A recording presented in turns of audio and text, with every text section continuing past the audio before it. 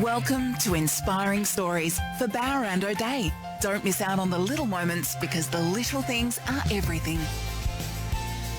Hello, my name is Tim McMillan. Welcome to another episode of Inspiring Stories brought to you by Bauer and O'Day. Don't miss out on the little moments because the little things are everything. My guest in this episode has just been announced as WA's Australian of the Year for 2022. Quite the honour. He's someone who spent a large part of his career as a member of the WA Police Force. In the latter stages of his time in uniform, he was part of a tech and cyber crime unit.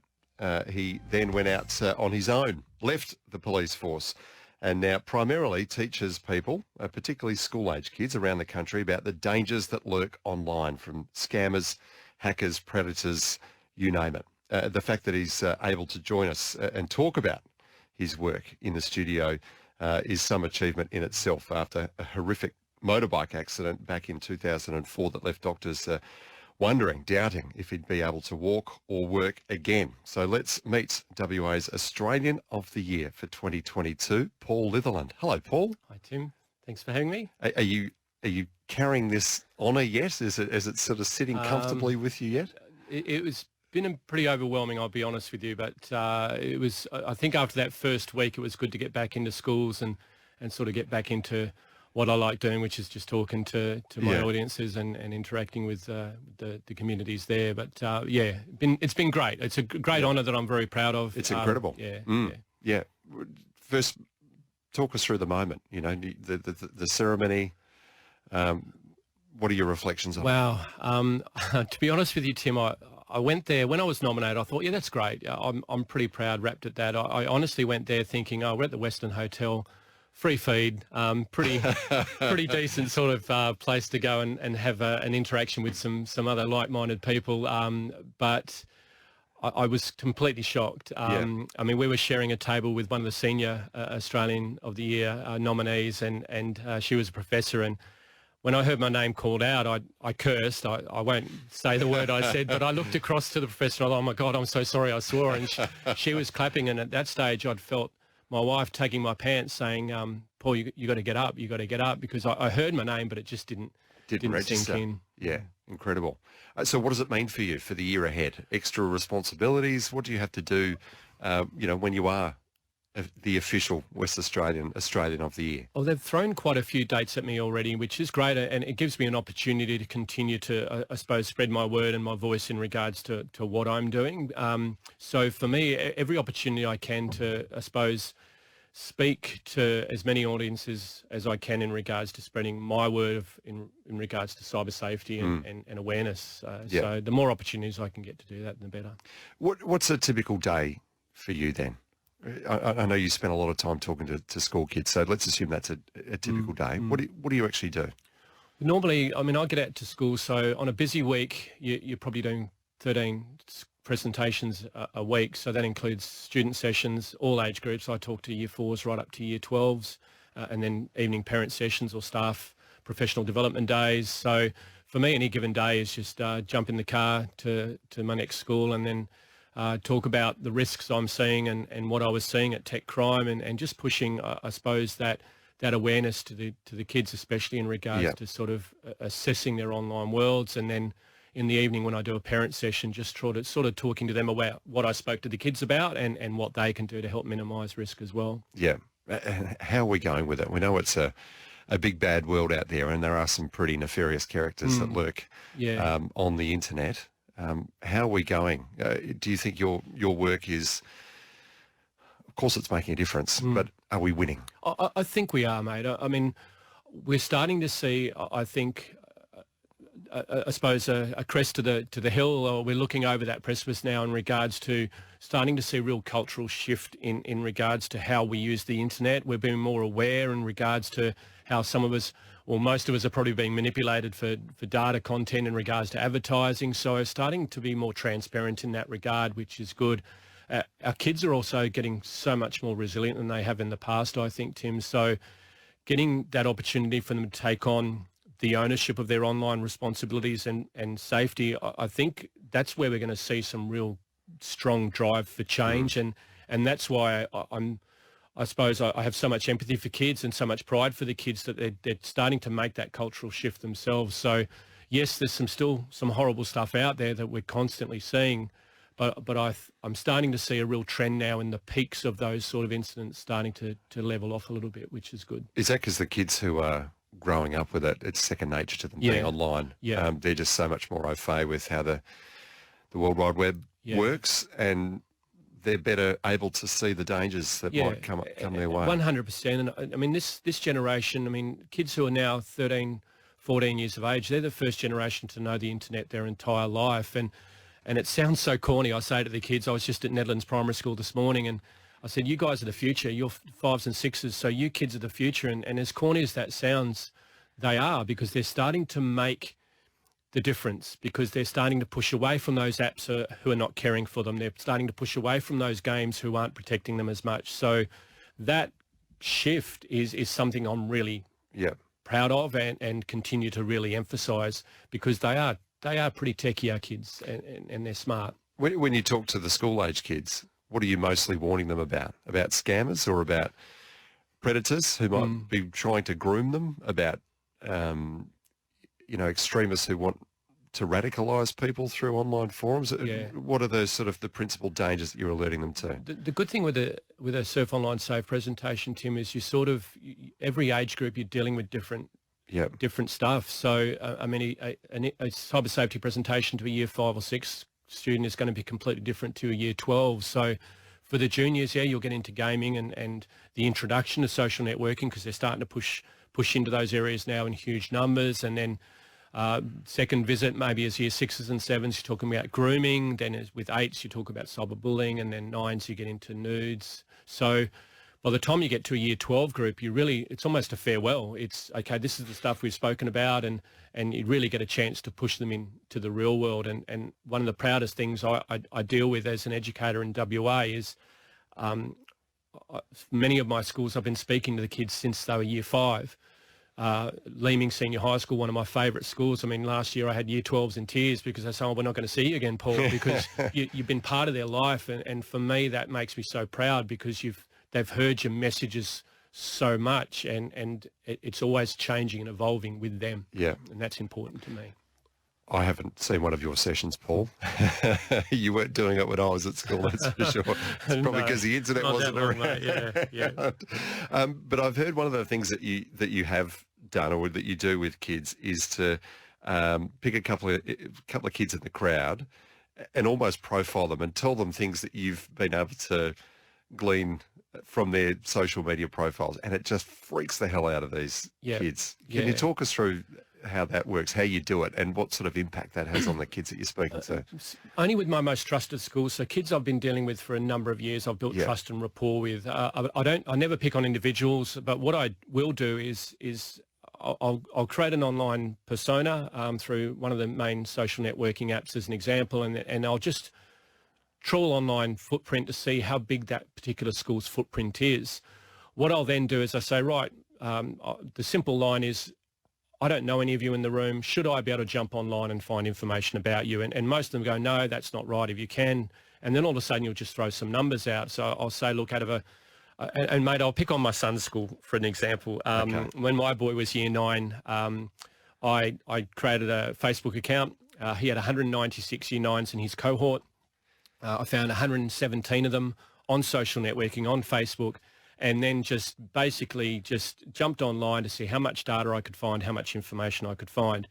When I did the presentation to that cohort, I was able to say, look, this is how many of you I was able to identify in school uniform, how many play which footy club on the weekend, which netball club, who plays cricket, how many older brothers and sisters are at the school. So all that information we're able to glean simply from trawling social networking. And the reason I love doing that, especially with my closest schools, is it draws a line in the sand for them, because they just assume only my mates will see it.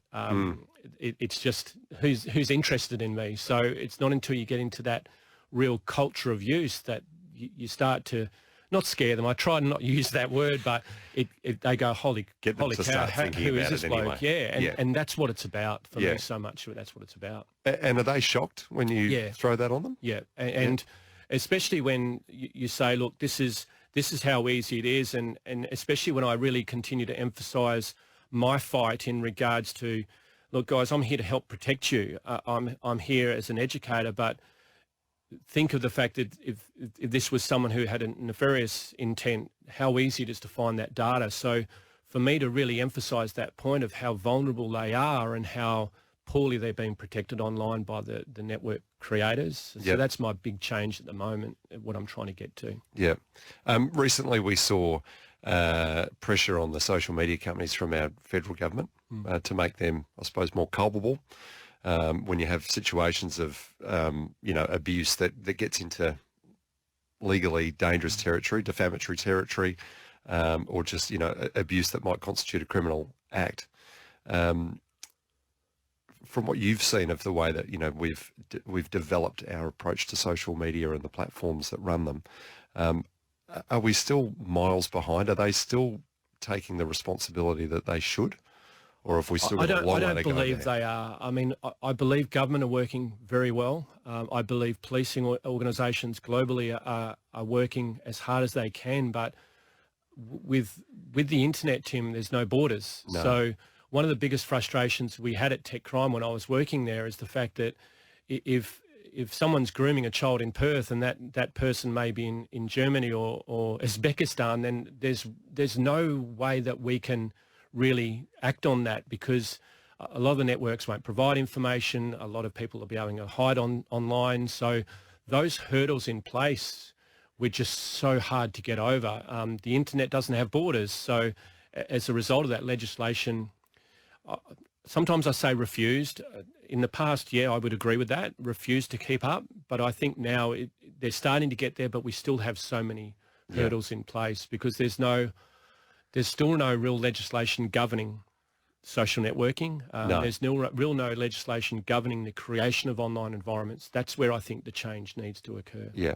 And the response from social media companies to attempts to enforce legislation on them is usually, well, they right, don't have whatever. to. And this is where I get frustrated. Shrug their shoulders, move on. And I mean, I pick on Facebook, Mark Zuckerberg, because he's the leading social networking organisation in the world. But so often we keep hearing the sentences, we should have done better there, or maybe we should have done this, or maybe we should have done that. But in reality, there's no legal obligation or even civil obligation onto that for them to do that. Morally, there is. Yeah.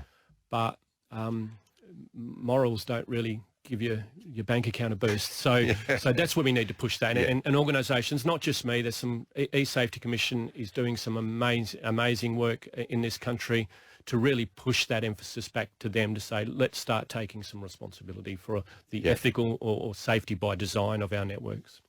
We need to take a break in a minute. After that, I want to ask you about the dark web. Yep. But just before we go to the break, in terms of the dangers for kids and their exposure to other heinous characters on there, or just the dangers, of cyberbullying, which is the worst platform, do you reckon? Which is the one that kids find themselves in trouble most on? Wow, mate, what I throw that back quite often, Tim, to a kid or a parent who asks that question is, okay, tell me what the most dangerous motor vehicle is, make or model, and it's hard to pinpoint that. And in reality, so much of it's not what they use, it's how they use. So, I mean, Discord is one of our biggest rising apps at the moment, a gaming environment where you can talk about online gaming. Yes, there's a lot of bullying in there. It's not moderated, but we can also be picked on Snapchat and Instagram quite heavily as well. So much of it, it's cyclic. So Discord will pop up and then all of a sudden TikTok and Snapchat will pop up again. So to answer that question as one particular, it's almost impossible to give an answer. It's worse than another. That's exactly right. All right, let's take a break.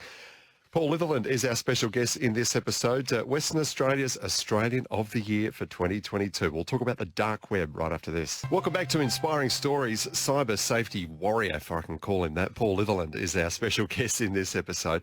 Paul, tell me about the dark web. We're talking about the dangers that kids expose themselves to online. The dark web is still such a mystery to so many people. Firstly, the obvious question, what is the dark web and how does one access it?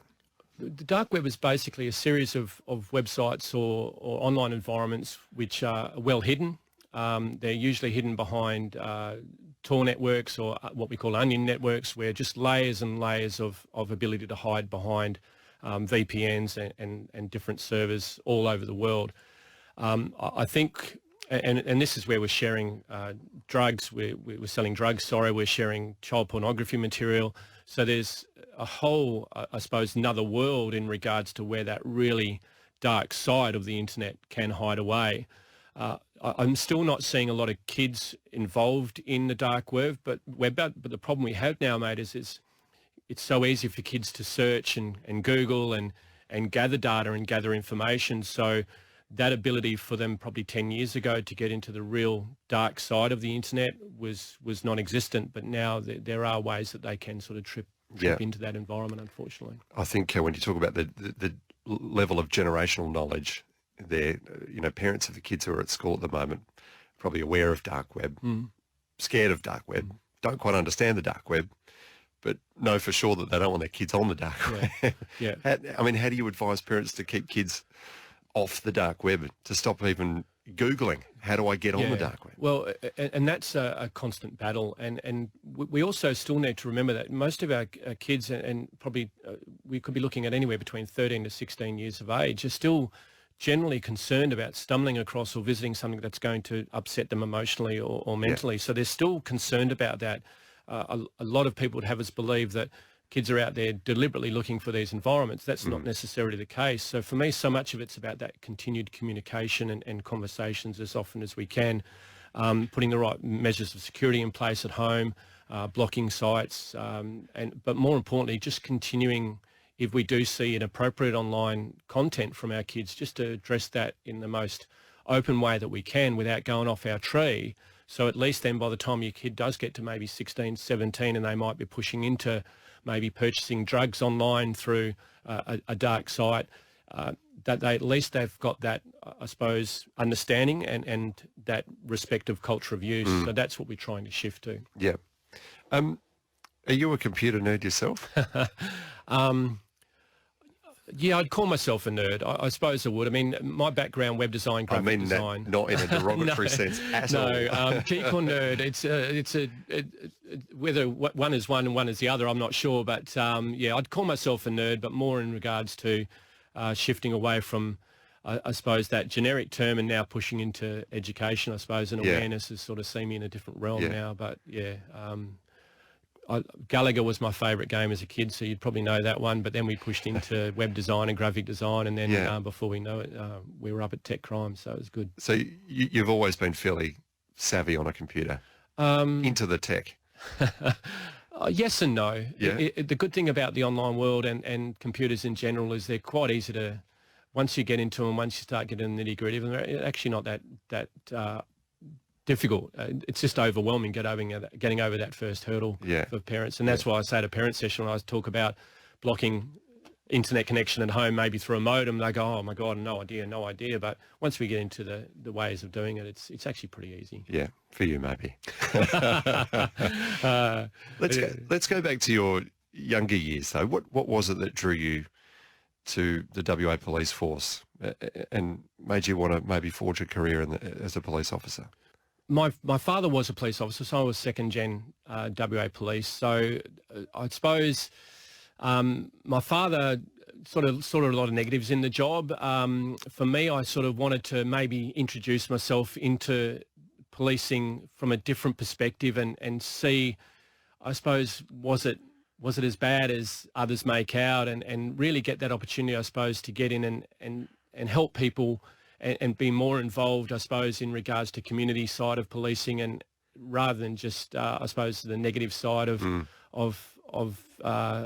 how the job was in the early 70s and 80s. Did he not enjoy it, or was he burdened by the things that he saw and had to do? Yeah, I think it was that. I mean, I still saw some horrible stuff, and we both would have during our careers, but for me, I think he just probably struggled to take that on board more than, or struggled to take that on, I suppose, not as much as I was able to sort of embrace it, I suppose, and not be affected by it as much. It was different in those days. Policing was very different. There was no real support for police officers. That's changed significantly through my career, which is good. And policing is so much there's so many different areas you can go. There's so many different things you can do. Yeah. So, yeah. What did you do in your early years? What area of police work really grabbed you in your younger years? My first station was Kwinana Police Station, so that was a bit of an eye-opener for me as a junior constable. But one of the things that grabbed me early is I was working with Marty Atkins, obviously, so a great ex-WA footballer, over the road at the Kwinana Senior High School. And mate, that's when it actually really started for me in regards to working with kids and teens, especially Aboriginal boys, really as a mentor in that realm. So that's where I really got into the love, I suppose, of being a motivational police officer, not just the uniform. It was just the person behind it, and that's probably where I shifted most of my career in regards to building that rapport. Yeah. And then through, the many years that you were in the force, you have ended up in tech crime, but was there any other kind of police work that was maybe luring you towards it, be it homicide or cold case or, just sort of general community policing? Was there something that really grabbed you along the way, or did you feel like you were always maybe destined to end up working in this area of law enforcement? No, mate. I mean, I honestly never ever dreamed I'd end up at tech crime. I mean, but for me, I never really wanted to head off in a certain area. Many police officers will. They'll come in with that thought, forensics or homicide or whatever. But one of the great things, and it sounds like I'm working at recruiting again and trying to sell the job, but one of the great things about the WA Police and any policing agency is the diversity. So I had 5 great years at Cottesloe Police Station. I thought, okay, let's move on to a different area. So I went up to the academy as an instructor for a bit. So that ability to sort of move in so many different areas, it took away, I suppose, that, where do I want to go? Where do I want to end up? So that's one thing which was really beneficial, I suppose, in regards to the job. Yeah. 2004, life took a very sudden and extremely traumatic turn. You had a horrific motorbike accident. I'll get you to share that story with us right after we take a break. Cool. This is Inspiring Stories. Paul Litherland is our special guest. Back with more in a moment. Welcome back to Inspiring Stories. We are hearing the inspiring story of the 2022 Western Australian of the Year. It's still quite a mouthful to get your mouth around, isn't it? As is your name, Paul, Litherland. Yes. It sounds like a vocal warm-up. Litherland. Litherland. It's a curse sometimes. The old name badge was a bit long as a police officer. I remember even at Cottesloe, you'd pick up the phone every now and again and you go, Paul Litherland, Cottesloe Police, and they'd hang up. And then 5 seconds later, they'd ring back and, I thought it was Liquorland. I thought I was ringing Cottesloe Liquorland. So, Easy mistake to make. Easy mistake. 2004, your life suddenly took a near tragic turn, a catastrophic turn, though. That's safe to say. What happened? I was heading home on my police bike, and a motorist got bogged in the freeway. This is before the train line went through down south near Berrigan Drive, and he was well and truly stuck. So I just stood next to the bike and thought I'll call him a tow truck. There was an inattentive driver who was, I believe, on his mobile phone, looked up, saw brake lights in front of him, so swerved, and he hit me in the emergency lane at 80 k's an hour. So that threw me. Did you see it coming? No. I mean, I sensed it, and that sounds so weird, but I sort of sensed him coming, but it was too late. He hit the bike. Yep. The bike hit me, and that threw me 10 metres down the freeway. Wow. Landed on my backside, which pretty much stuffed me. I broke my back, ruptured 3 discs, hit my head on the road, which caused a brain injury, and then so sat up on the freeway. I remember it was a stinking hot day, and my hands were hot on the surface of the road, and as I sort of sat up, there was a Tirana coming at me, mate. And I thought, that's it, I'm gone. So luckily he swerved. He was that close, he broke my forearm. Really? So, it was. So he ran over your arm? Yeah. So it was a pretty full-on event. And you've got full memory of this now? Oh, yeah. So it did. I mean, I got up off the freeway. I walked off. My neurosurgeon said he couldn't believe that I was able to do that. But then, I sort of collapsed there, and 6 years worth of rehabilitation later, and 3 lots of surgery.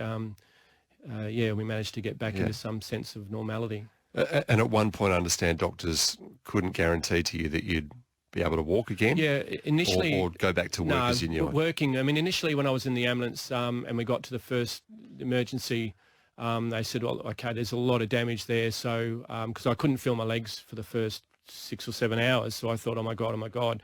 But after that, I thought things settled down a little bit, which was great. But yeah, I was told pretty much within 3 months or 4 months that I'd never return to work again. So yeah. How do you take that on board?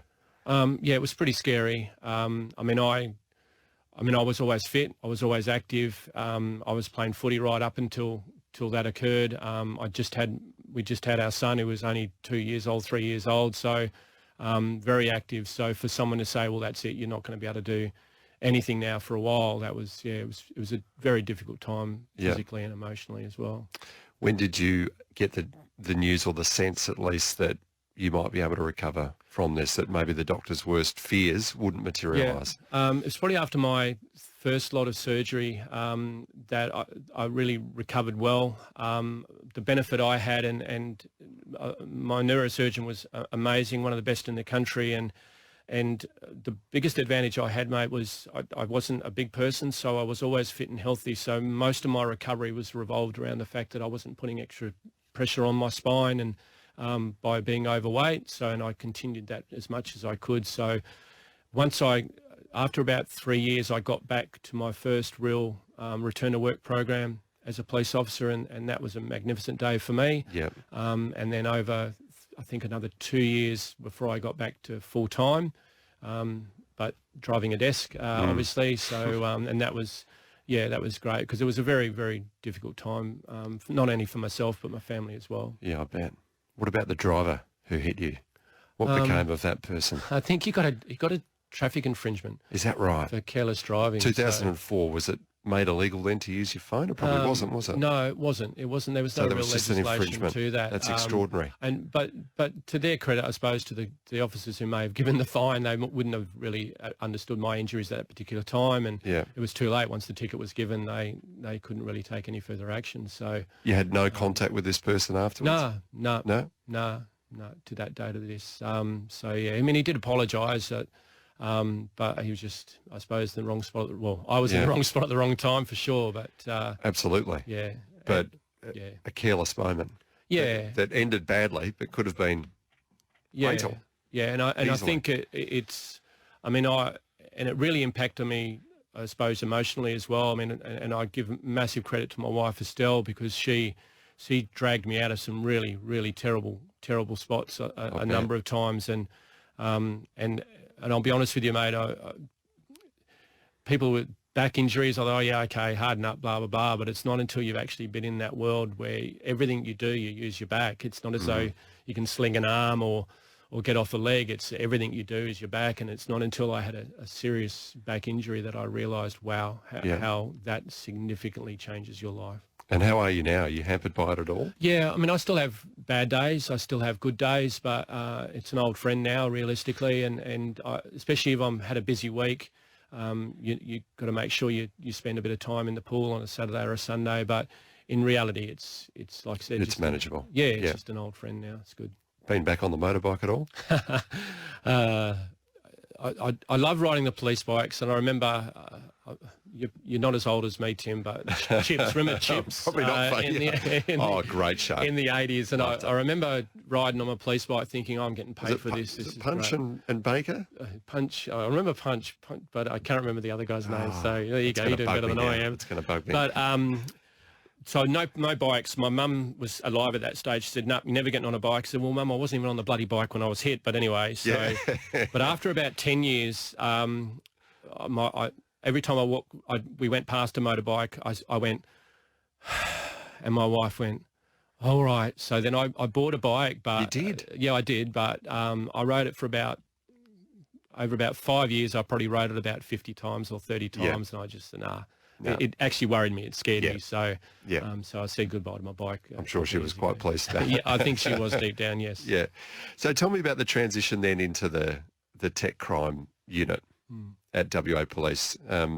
Again, was it a fairly natural progression that you moved towards that, or did you have to skill up in a certain way, or how did that all come about? Well, I mean, when I was non-operational, so I was deemed non-operational in 2007. So I had to make a choice in regards to what I had to do with the rest of my career. So I loved the internet. I was loving web design, and for me, image design is also actually part-time. I started photography to sort of take my mind off my back. So I was getting really heavy into, pardon me, sports photography and all that sort of stuff. So there was a spot that came up, one of the bosses I knew at Tech Crime, and he said, he knew about my background in regards to my skill online, and he said, well, there's a spot here, you want to grab it, and realistically it was the perfect opportunity for me, being a non-operational spot and a chance to do what I love. Yeah.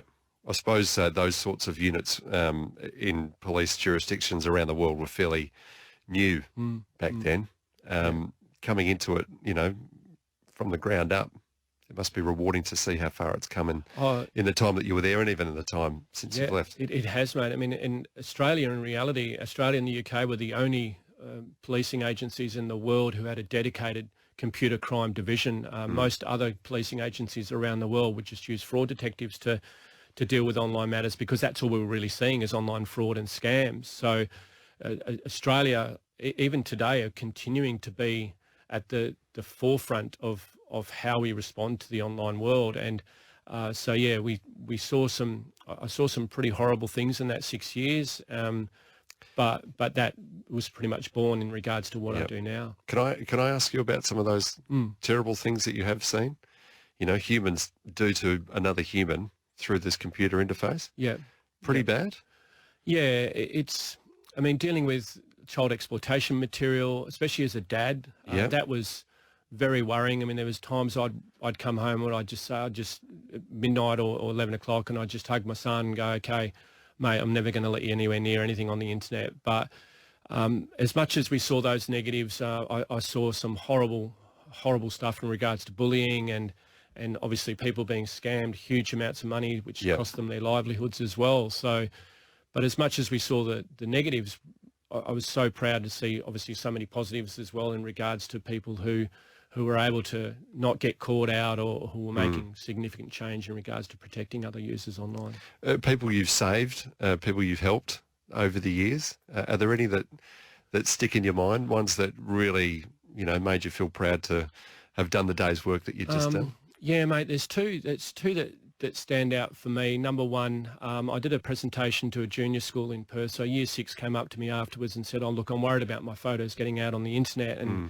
And once we got into the nitty-gritty of what she meant by that, it turned out she was worried about some of her nude and sexual images getting out there. Now, she was only Year 6, and that really alerted my concerns, obviously. But after a conversation with her and one of the principals, we realised that she was actually being sexually assaulted. So by an indirect family member. So that gave me an opportunity from simply just visiting her school to pull her out of that world, because she had the trust to come and speak to me and that faith to do that. So that really has made my world, because that's what I'm all about, is trying to get the kids to be safe and to get them to, there are people who they can trust to tell this information to. There was another story, which is, I believe, one of the girls who's actually one of my Year 10 students who nominated me for Australian of the Year. She was 14 or 15 years of age. She made an error of judgment, sent a nude to her boyfriend.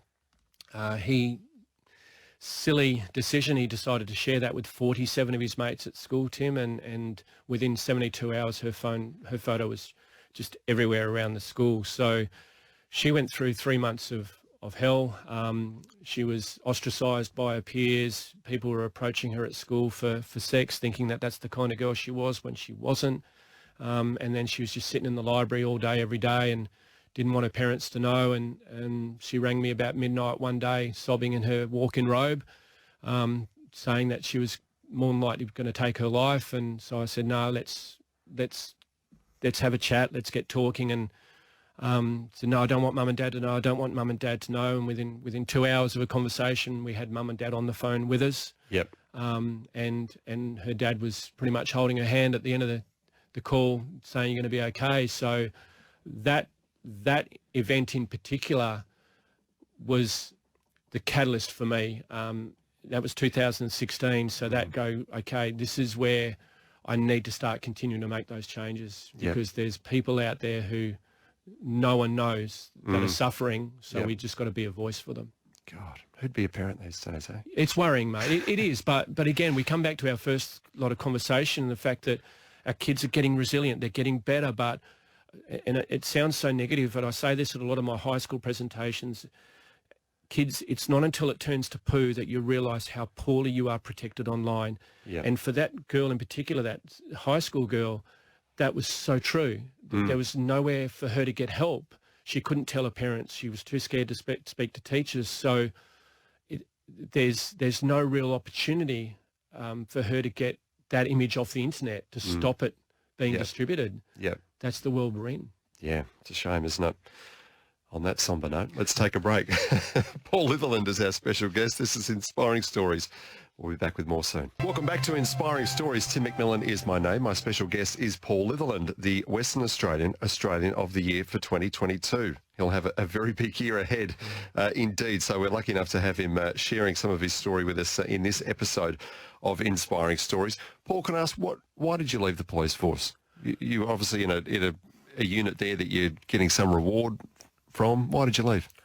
I felt that I could do more in education, Tim, than I could as a police officer. I mean, those hurdles I was embracing in regards to legislation and enforcing the networks to get better, it was just too frustrating for me. So realistically, Surf On Safe was born out of just that frustration. So I started doing a couple of presentations at my kids' school in 2010. Still as an officer yeah, still at as a that police time. officer. Yep. And then the following year, there was another 15 or 20 schools who wanted to see me. And then before you know it, I had to make a decision in regards to whether I pursue my education dream or stay as a copper and keep getting frustrated. So that's pretty much where we ended up. It's good. You're still kind of a cop, aren't you? A community style cop.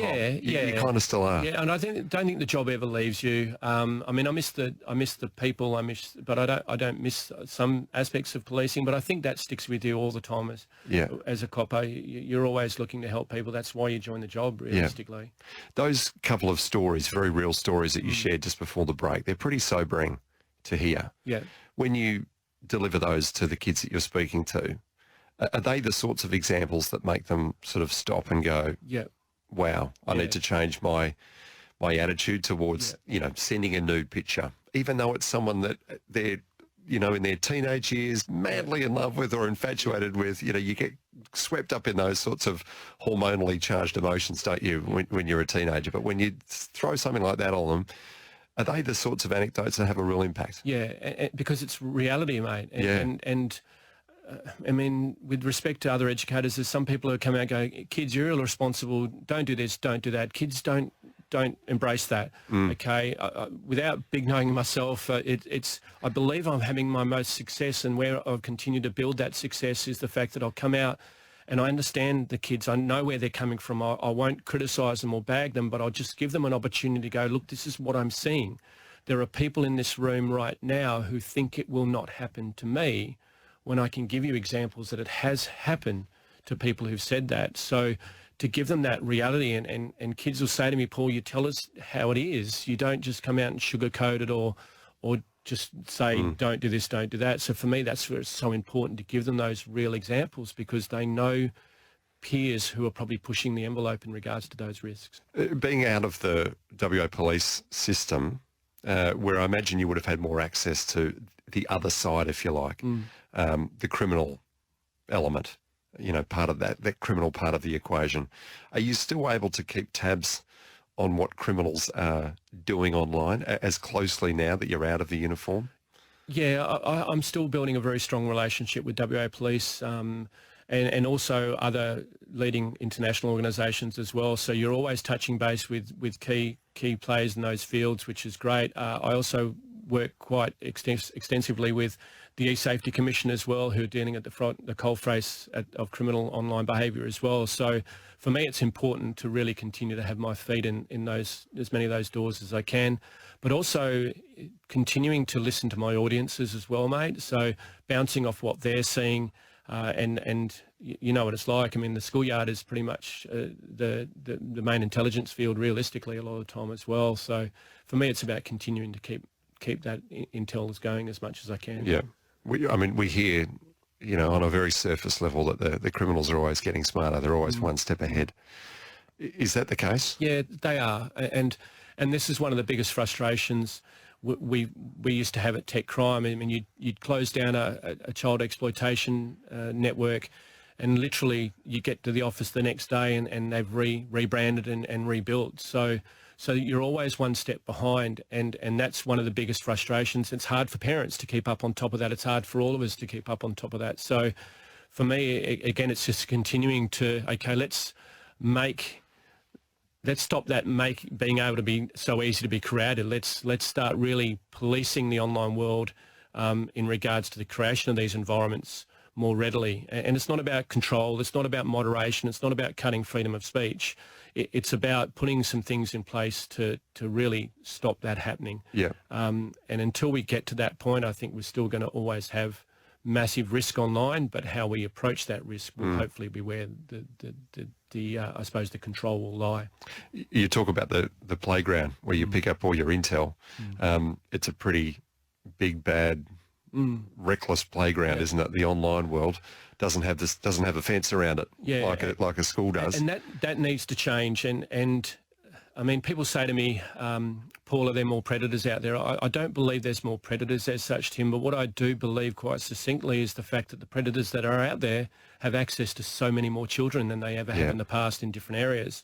So, and we were speaking before about, okay, at Optus Stadium here, if there was, we're talking about volume, I mean, this is where most of the issues occur. 2.6 billion people log into Facebook per day. If we had an AFL grand final here again at Optus Stadium, the Vics wouldn't be happy, but if we had one security guard out there for 60,000 people, we wouldn't accept that in the physical world. But online, we're accepting that, and we've accepted that for a while. So that needs to shift and to get a real true level of protection out there so users can play safely. Yeah. Well, keep up the good work. Thanks, mate. And it's great credit to you that you've been recognised in this way. But I know you don't do it for the awards. You do it for the impact that you have on kids, on parents, on whoever it is, getting them better equipped to deal with all of the dangers that lurk online. So congratulations on being the Western Australian of the Year for 2022. And thank you for sharing your story with us on the program. Thank you. Thanks to your listeners as well for joining. Thank you. You've been listening to Inspiring Stories here on 882 6PR. Don't miss out on the little moments, because the little things are everything. We look forward to you joining us next time as we unearth another inspiring story. You're listening to Inspiring Stories for Bowra and O'Dea. Don't miss out on the little moments, because the little things are everything.